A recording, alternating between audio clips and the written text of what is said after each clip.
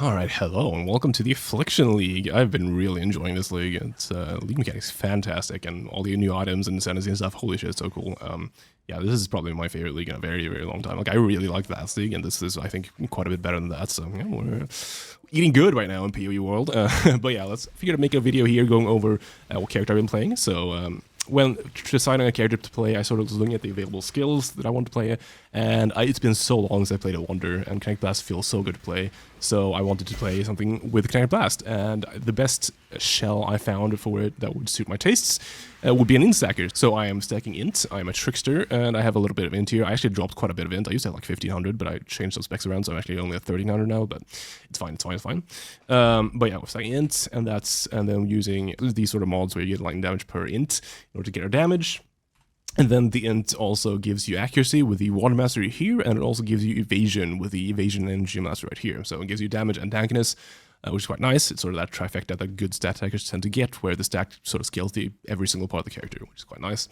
And then as for skills, obviously for the clear, we are using Kinetic Blast. Kinetic Blast is like, I think by far the best feeling skill in the game, in my opinion. It feels amazing to clear with, and yeah, it's been, I used to play Wonder a lot actually, back in the day, like 2 or 3 years ago. I played like Wonders every league pretty much that I played, but then eventually I fell off that, so it's nice to come back to it now. Unfortunately, the thing with Wonders is, it's very difficult to use just one skill. Like, you generally have to use one skill for single target and one skill for AoE, which I don't really like, because it gives you so much socket pressure. But unfortunately, that's just kind of the way it is with Wonders, because Kinetic Blast, it's so hard to, you can't really scale Kinetic Blast high enough on its own. I've tried, it's just not really doable. It used to be doable back when Nimbus let you shotgun with Kinetic Blast, where the returning projectile would explode on your character, so then that actually let you scale single target with KB, which is kind of cool, but unfortunately they changed that, and you can no longer do that, so unfortunately you need a single target skill. So what are we doing for single target? Well, I'm actually using a new skill. We're using the new Kinetic Bolt of Fragmentation. I think there have been a lot of posts about Reddit and stuff about how potentially broken the skill is, and yes, it is very good. So what Wonders used to do in the past was they ran Power Siphon Barrage for their single target. What happened this patch was they changed the way Power Siphon works, so where the normal gem for Power Siphon sort of works the way Vol Power Siphon works, where it sort of homes in on enemies, auto targets them, which means that for single target, it's kind of dead. I mean, I think the gem is just kind of dead in general, but for single target, it's definitely dead, because you only get one projectile no matter how hard you try on single target, which means that the damage is just so low. So Power Siphon is sort of dead. But even if it wasn't, even if Power Siphon was exactly the same as it used to be, I think you'd still use the skill, because it's just that good.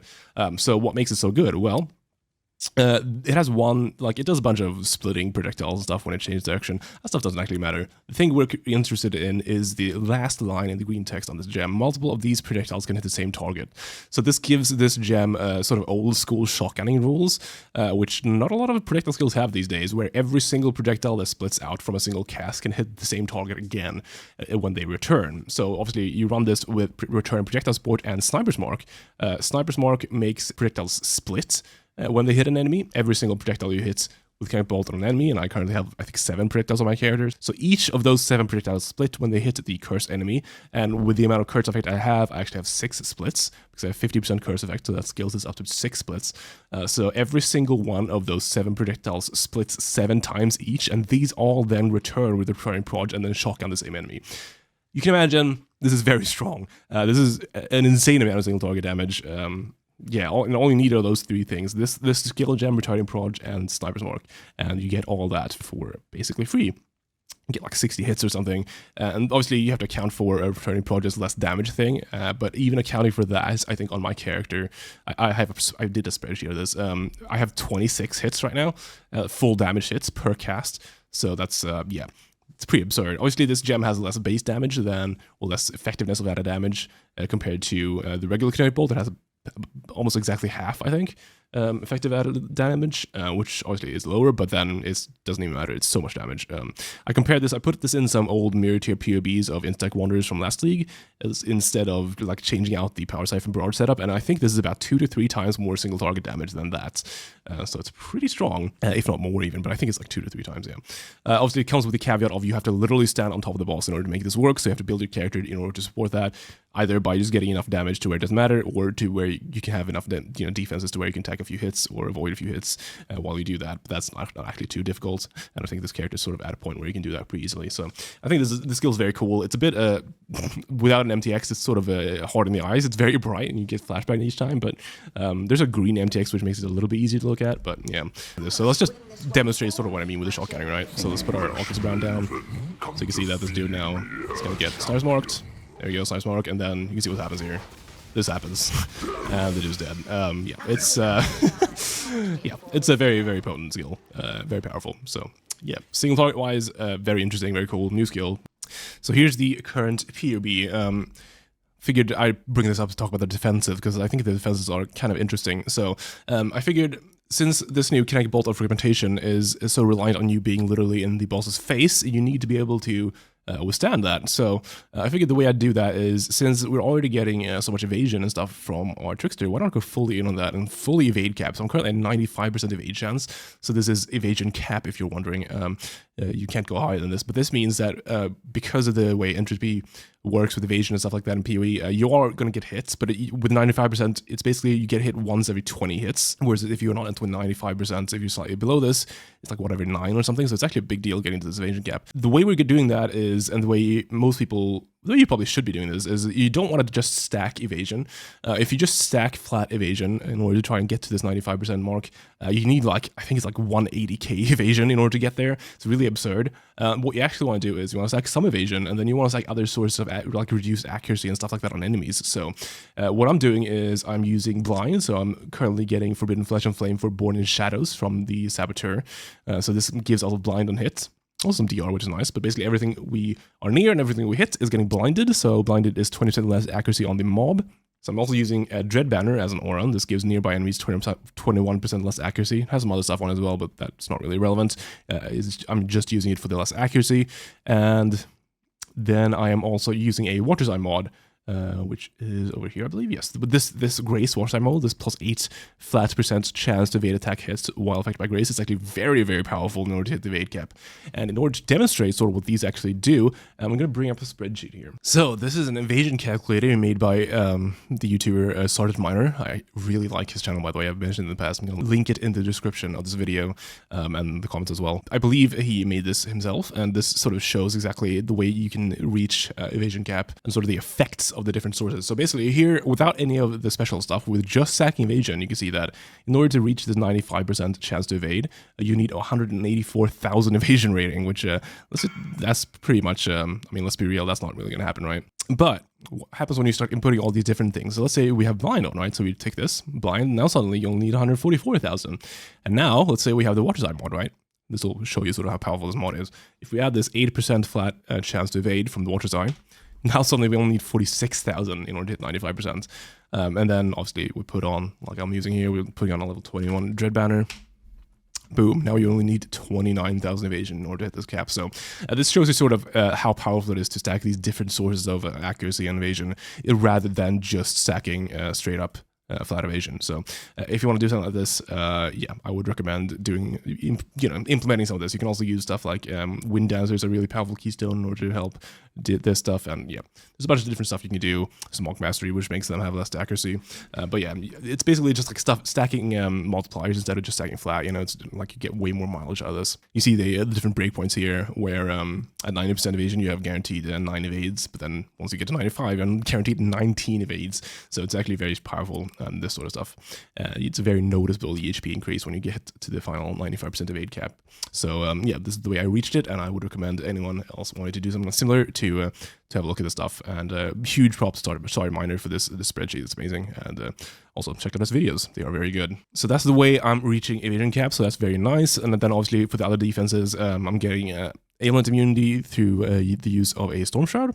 And then I have the Flask Craft. Eventually I'm going to move it from the Flask Craft onto the boots when I get rare boots. I'm just going to have 100% shock weight on there, and then we can drop the Flask.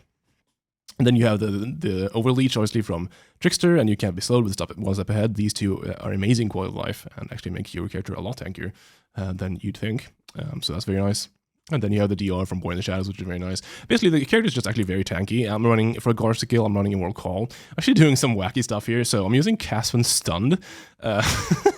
So this sort of spawned in from me I was using cast from damage taken right on this, but that made it cost a lot of mana, and I don't have any very many sources of reduced cost on this build, so I couldn't really do the mana cost. So I figured cast from stun is kind of interesting. I actually don't have stun immune in this character right now, even though I'm CI, which usually is a big no-no. But seeing as I have all this evade and stuff, I actually don't get hit that very much. So whenever I do get hits, it does stun me for a little bit, but it's actually not too bad, seeing as there's such a long sort of break between them. So I actually don't mind not having stun immune in this character, which makes cast from stun actually pretty good for Immortal Call. I'm not sure exactly how it works because I know like when it calculates like the damage, the order of operations when I think POE calculates damage, the calculation of whether or not something stuns actually happens before the actual damage. So I don't know if this triggers like before you get hit. I don't think that's the way it works, because I think it all happens afterwards. I think the order of operations doesn't actually result in, yeah, I don't think it procs before you get hit, but either way, I think this actually works pretty well. Because I'm using the Pantheon where you can only get stunned once every 4 seconds. I could drop that and get stunned even more, but that basically means that you can just get a high level Immortal Call with cast stun in it. That's not too bad. I could understand someone wanting to do this, but this is something I'm trying out right now. It might be a bit gone a bit too wacky here, but I think it works pretty well actually. So for now, I'm gonna run it. But yeah, this is my guard skill. It's pretty nice. Love to have it toggled here. I know POB warriors toggling their guard skills, but I mean the character's still plenty tanky without it. Obviously, fully spell suppression capped. I'm getting spell suppression from a couple of charms, from Mage Bane, and these nodes right here. There's some other way of doing this. You can take these spell suppression nodes up here. You can also take Inveterate Wheel down here. It's all pretty good.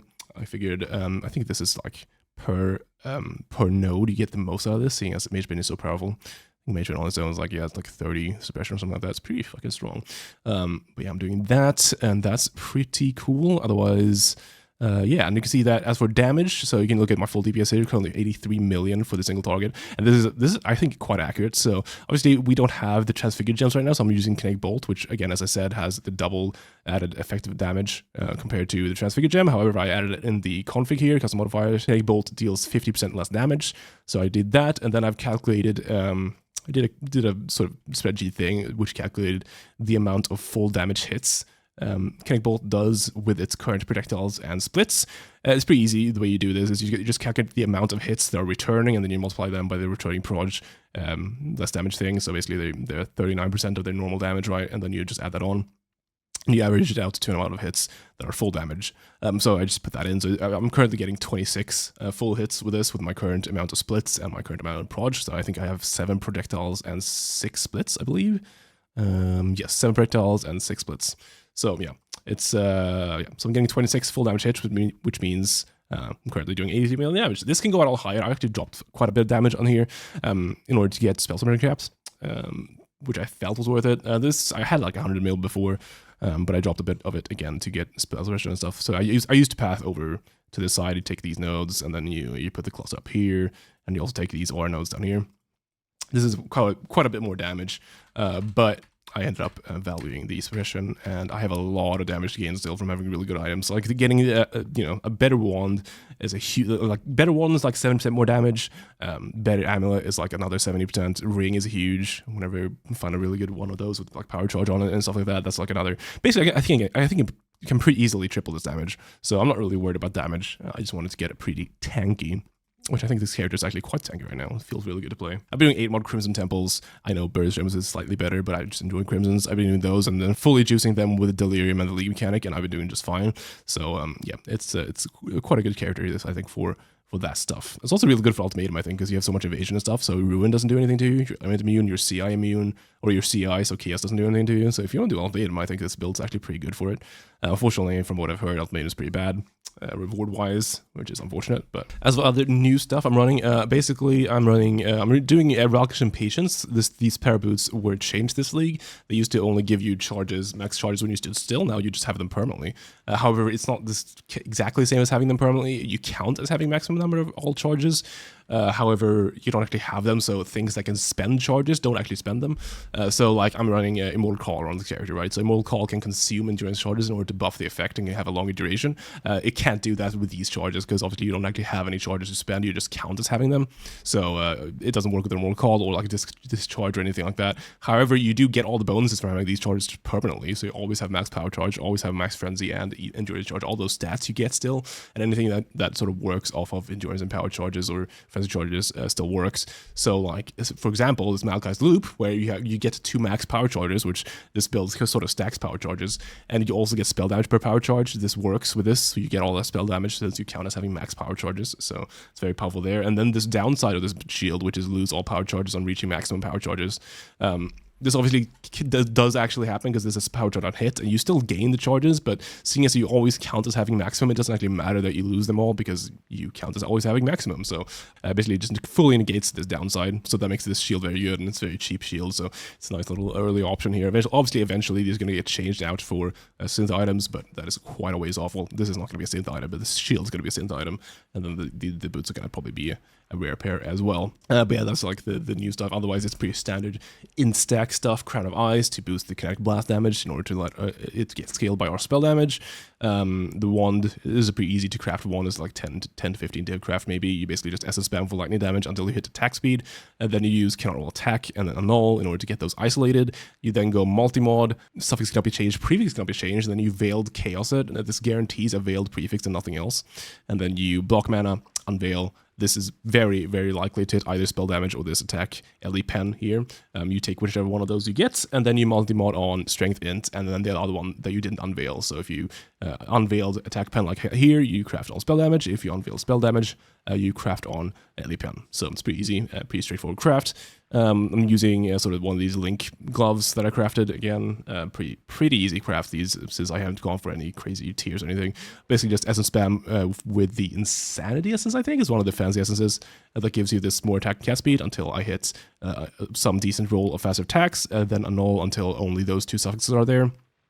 And the suffixes, then you lock them and you reforge crit. And then eventually, if you get a good tier of crit multi, you're happy with that, you can then lock and then reforge influence for these other 2. Or you can even reforge speed and then try and slam on the other one. It's not too bad. And obviously, I just settled with some okay tiers here. Eventually, I'll upgrade these and make a really nice pair, but not quite there currency-wise yet. Chest-wise, just influence chest. Craft this on stream. Yeah, just ES and a bunch of ints. Ring, essence spammed for multi. Or I multi-essence spammed for the int, I think. And then just veiled chaos it. So yeah, nothing too fancy. Obviously, this is a Mage Blood channel. This is the first thing I farm every league. So yeah, I am using this Mage Blood. It's not super reliant on the Mage Blood, actually. I'm getting a lot of resist from it. That's kind of the main part, I guess. But it's not like this build doesn't have the, like, you don't need to use the mana calls craft or anything on the flask, so that's kind of nice. But yes, that's... Look, man, this is the channel you signed up for. Flask-wise, Dying Sun gives you a lot of damage because this build scales insanely well with projectiles, because each projectile obviously gives you more splits with the Kinetic Bolt, so the single target just goes crazy, so you want as many of those as possible. As a tree, we're going CI, obviously, basically just like standard, this is not super crazy, it's standard Int-stacking stuff. I'm level 99 right now, so eventually when I hit 100, which should be at some point here, I'll take this last node here. But you're basically just using these large clusters with int ES and then whatever else with increased effect, so you get a bunch of juice out of these. These are very powerful. Actually pretty easy to craft as well. You basically just alt spam for tier 1 int at 35% effect, then you can imprint that and then regal for the tier 1 ES. I think it's like a 1 in 16 or something to tier 1 ES, so it's actually not too bad. Especially early on in the league when I was doing these, the imprint beats were like 30 to 50 C each, it was really, really cheap. So they were actually not too bad. And obviously I got pretty lucky with hitting all attributes on both of these, which actually the exact same tier on both of them, which is kind of crazy. So that was pretty lucky, but it's not a huge deal. You can just slam anything on there and it's probably fine. Otherwise, you go up here to get some nodes. Usually, what Int-stacking Tricksters do is they actually go down here, take this power charge node, this socket right here, some more nodes, and then put this cluster over here. And they don't do all this shit that I'm doing. The reason I'm going down here for this is that I really want suppression cap, and this is a pretty nice and easy way of doing it because Mage Bane is really nice. Because we're already taking this mastery here, which makes it so that Dex provides no inherent bonus to evasion. The downside of Mage Bane actually just doesn't do anything. So this gives like 30% spell suppression or something for the just free, which is very powerful. So I felt it was worth it. Eventually, it's kind of annoying actually. So if I remove this one little stray node here, this 4% suppression node, I'm at 99% suppression, which is really pretty infuriating. But eventually, if I can find that last percent somewhere, I can drop this and then I get a free points, which will be cool. Just look at this, by the way, I have 14% spell suppression here. If this was 15, I could just remove that. It really, this really annoys me. But yeah, as for the ascendency, for the new league mechanic, you get a new ascendency with a bunch of stuff. Obviously, we go Primalist. This is like I think every single endgame build is probably going to be this, because it's just so strong with the charms. For the charms you want, the best node is always going to be plus 1 proj. Plus 1 proj is really, really powerful. So that's the best damage node. The second best damage node is going to be mark effect. You can get up to 25% increase effect on your marks. So 25% if you have no source of like less mark effects. Every 25% means that every single hit is going to split an additional time, because obviously default to Cyber's mark splits 4 times. So 25% of 4 is 1. So each 25% gives you another split, which is actually quite powerful. It's actually quite close for single target compared to plus 1 proj. It's actually not far off. Obviously, the nice part about plus 1 proj is, first of all, it is a little bit better than a mark effect, but it is also scales Kinetic Blast, right? Whereas mark effect kind of just scales Kinetic Bolt. So, there's that. So I think that is it for the build. I can upgrade pretty much everything on this character right now. Nothing's like super good. My chest is like pretty good, but even that can be upgraded a bit. We're making progress though. This has been really fun to play. Long way to go still. I'm really enjoying it. Hopefully we'll take it further. There's a bunch of stuff you can get on the special new jewel which was taken. So this is an interesting jewel because you can get any combination of charm mods, no matter what. Like they don't like you can get any suffixes, any amount of suffixes, any amount of prefixes from any class. Versus the charms are like divided by, I think it's like stat or something, but from the base. So like Lupine can only get like Deadeye and Assassin, so like Ranger and Assassin, Ascendency, stuff like that, and then like Raider and stuff or another one. So there's a limit to what mods you can get on these versus that which was taken jewel, where you can just get from any class and any combination of prefixes and suffixes, which is kind of cool. A bunch of stuff you can get on here is really good. Instant Leech is really nice to get on here because I'd say you want a source of Instant Leech on this character. So usually I would just like take these 2 nodes here and then take the mastery. But obviously when you get it on the jewel, you don't really need that. I mean, this is like, it goes up to 8%, I believe, which is functionally the same as 10%. Like the amount of percent, you'll be getting so much leech anyway that the percentage doesn't really matter. So 6% is totally fine, 8% is even better. Then you can also get the action speed cannot be modified below base value, Jug Unstoppable node. What you could do is you could get that on the jewel, and then you could potentially drop the 1 step ahead. Something I could consider doing. Then you get 20 free suppression from probably taking the Spellbreaker node. It's pretty good. You lose a bit of speed. Obviously, this gives you 108% action speed, which is kind of nice. But that's definitely a good option as well. Other notable stuff, I'd say, because of the way the single target of this character works, you're actually very reliant on your mark being up, which is why I'm not using mark on hit on this character. Currently, I'm just using Arcanist Brand and then having connectivity in Cyber's mark. First of all, mark on hits makes your mark worse. You get a bit less effect, which makes it so that it's harder to scale, obviously, with the mark effect you're getting from the charge and stuff. But also, mark effect has a kind of annoying cooldown to it, to where when you're like clearing packs and stuff, you generally want to have Cyber's mark on like every rare. Or, I mean, you don't need to most of the time. If you're really juicing something and they're really tanky, then you probably want it everywhere. I came across a lot of situations where the mark was on cooldown, and I just was left waiting for the cooldown to come up in order to do any damage to the like rare or whatever, like you get tanky rare, which felt pretty bad. So the way I solved that is just getting this mark mastery where the mark transfers. This kind of fixes that entirely because it just jumps between targets all the time and it's super fine. And then I obviously dropped mark on hit for Arcanist Brand. I think the setup works pretty well. There's a little bit of delay, obviously, for the Arcanist Brand to actually cast the things, but I don't think it's too bad. So pretty happy with this setup. I think it's pretty good for cursing. I do kind of miss the days of having just everything automated, but unfortunately that's not the POE we live in. So yeah, that's the character for the league. I think I'm really happy with it. It feels really good to map with, super smooth. Yeah, high damage, even higher potential damage. I mean, it's not like an insane, like it's not going to be... Like this is not an armor stack or whatever. Like you're not immortal with like billions of damage, but it's gonna be able to scale very highly, especially with this new skill. And yeah, it's gonna be very cool to play with. I did actually try playing this as a Deadeye. So as a Deadeye, you get a bunch of damage, obviously, because you get Far Shot, which actually Far Shot is really, really good with the Kinetic Bolt setup, because obviously all the returning proj get max bonus from Far Shot, just defaults, because of the way the returning proj works. And then you get, obviously, the 2 additional proj and stuff like that. So it's a lot more damage. When doing the full switch, it was about 40% more damage. I guess compared to this setup, it would be like... a bit more than that, even probably like closer to 60% more damage. But I lost so much quality of life from losing the Trickster stuff. I just didn't think it was worth it. But it's definitely an option. You can do pretty much this exact tree, but as a Deadeye, obviously you just swap the pathing here, and it'll be fine. You can also get Wind Dancer pretty easily if you so wish. But yeah, it's like it's pretty interesting. But I personally valued the feeling on Deadeye a bit more, because I mean you have so much damage anyway. I mean 80 mil DPS is like a ton. But yeah, you'd be at like with this current setup, it's at like 150 or something, maybe a bit lower. I think it's like 140, switching everything out for Trickster, for Deadeye.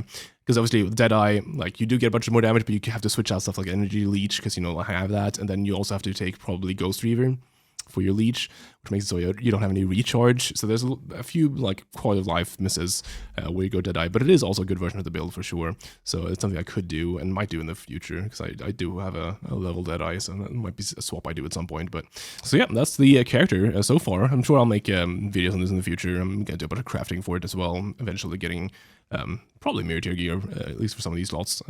That I hopefully can make myself. That'll be fun, just like last league. But yeah, I'm really happy with it so far and having a lot of fun. And holy crap, this league is great. So yeah, really enjoy it so far. So yeah, thanks everyone for watching. I'll try and make more videos in the future.